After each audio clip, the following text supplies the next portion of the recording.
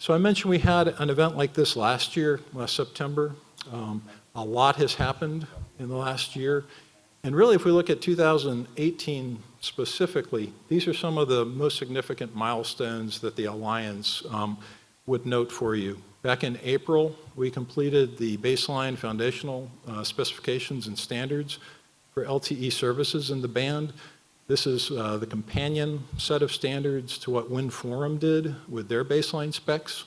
So we now have all of the specs and programs that are needed for commercial service in the band. In May, the Alliance launched our OnGo brand. So you'll see our OnGo logo on all of the slides. We launched the brand. We launched the certification program around that brand for CBSDs, that is the radio nodes in CBRS. So that was all launched in May. Going forward into June, we worked with Addis, and we've secured a home network identifier for our members to use for private deployments and neutral host deployments. So that was a significant milestone. And then probably the most important milestone that I would highlight on this chart is in July. And that was at the end of July when the Commission issued a public notice on initial commercial deployments. And this is something that we at the Alliance are extremely excited about. We have been asking nicely if we can get to commercial operations in the band in 2018. And so the Commission teed that up with this public notice at the end of July, and we were just thrilled by that milestone. This mic has kind of caused me problems, sorry. Going into last month, we had a test event. Cable Labs hosted that for us out in Colorado. Extremely well attended by our members. Pretty much all of the SAS administrators were present.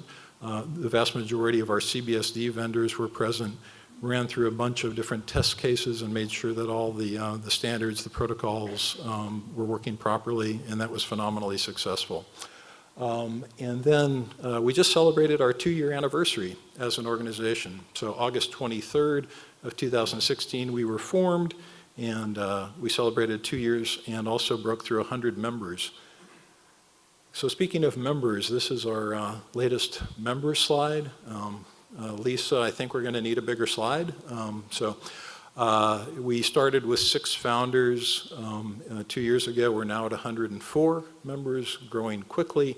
Very diverse membership. So all of the major mobile operators, all the major cable operators, neutral host system providers, tower companies, cellular infrastructure vendors, enterprise wireless LAN vendors, chipset vendors. And then we've recently added a few new classes of membership, our adopter and our advisor members.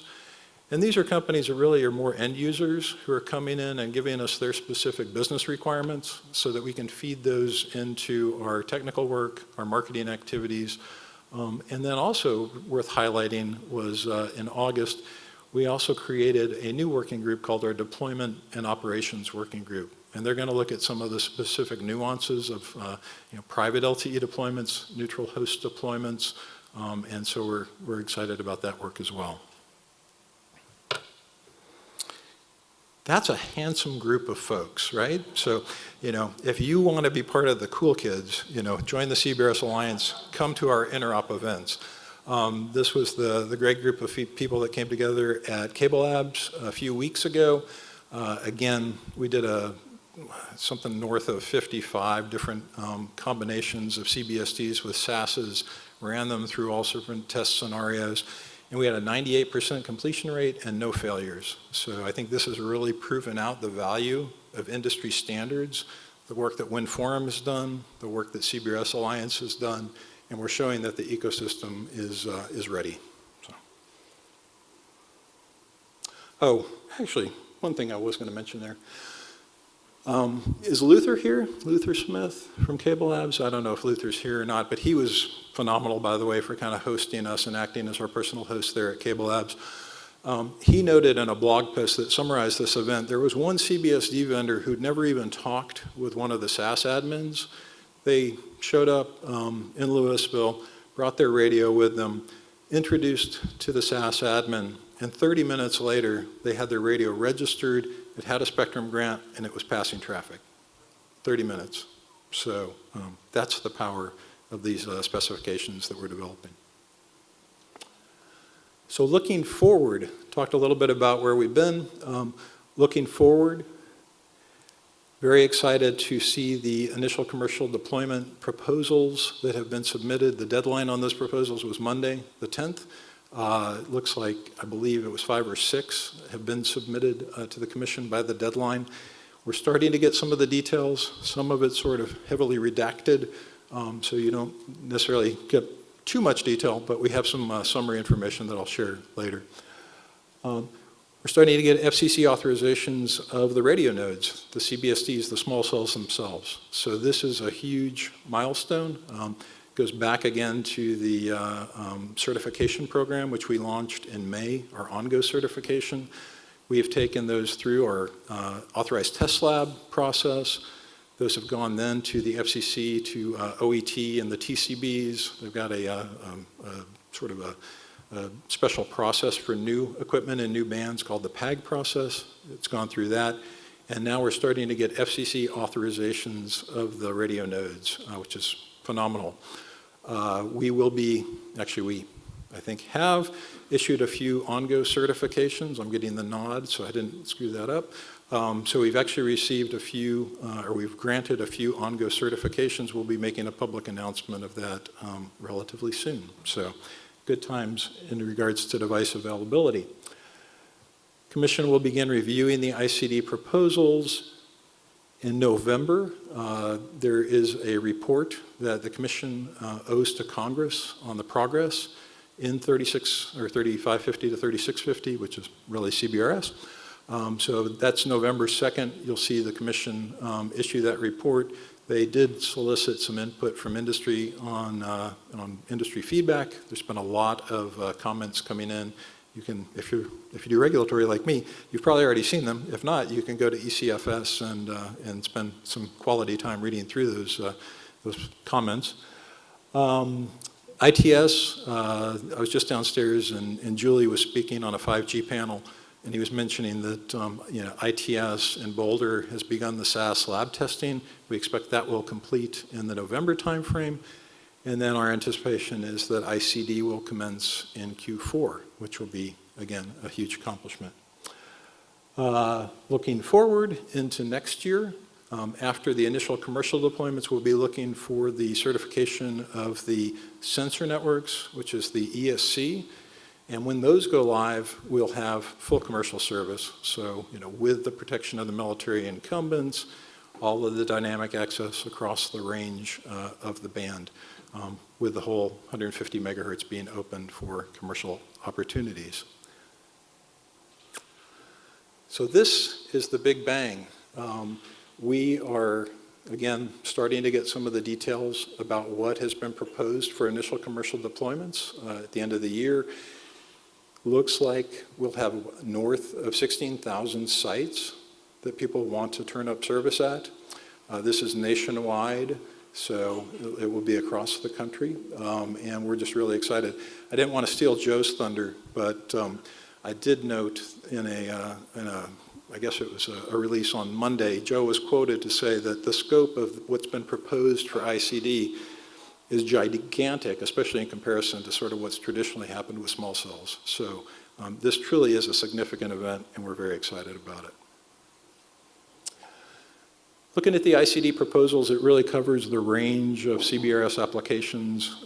I talked about the diversity of our membership, and that really covers everything from mobile capacity augmentation to cable operator, cellular footprint build out, to fixed wireless, industrial, enterprise. All of those different use cases are supported by CBRS. And the good news is we're seeing all of those use cases reflected in the ICD applications. So, this is a breakdown of one of the public statements that was made by use case.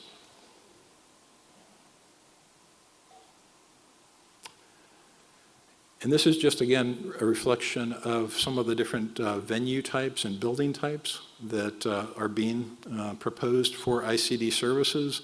And I think this speaks, again, very well to the diversity of the applications for CBRS. highlighting again the membership and how that's reflecting the diversity of use cases. We're seeing a lot of new companies coming in and joining the Alliance who focus on in-building services, systems integrators who really provide wireless in-building, whether that was DAS or Wi-Fi, and they're looking to expand that portfolio with CBRS solutions going forward. So, yeah, pretty cool. I would note that the NFL there was a release about the NFL earlier this year, how they want to trial CBRS in their stadiums. We've seen the PGA Tour talking about using CBRS to provide coverage at some of the courses where they go. There have obviously been very significant operator announcements of Verizon back in March. I'm sure Gordon will talk more about this, but AT&T made a very significant announcement on Monday about fixed services they plan to deploy in the band. Charter has been very active in talking about the use cases they see, both fixed and mobile. So, very, very excited about the announcements that have been forthcoming. And this is just the beginning. So we are excited about ICD. We're excited for initial commercial deployments in the band at the end of 2018. We're excited about the opportunity to operate in the band under true Part 96 rules.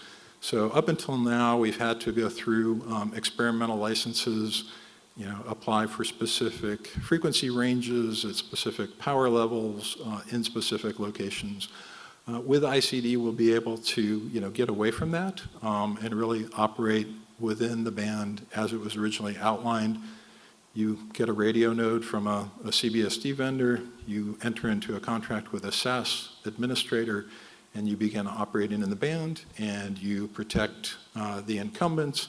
And when the priority access licenses are auctioned, you protect the priority access users, assuming you're a GAA user.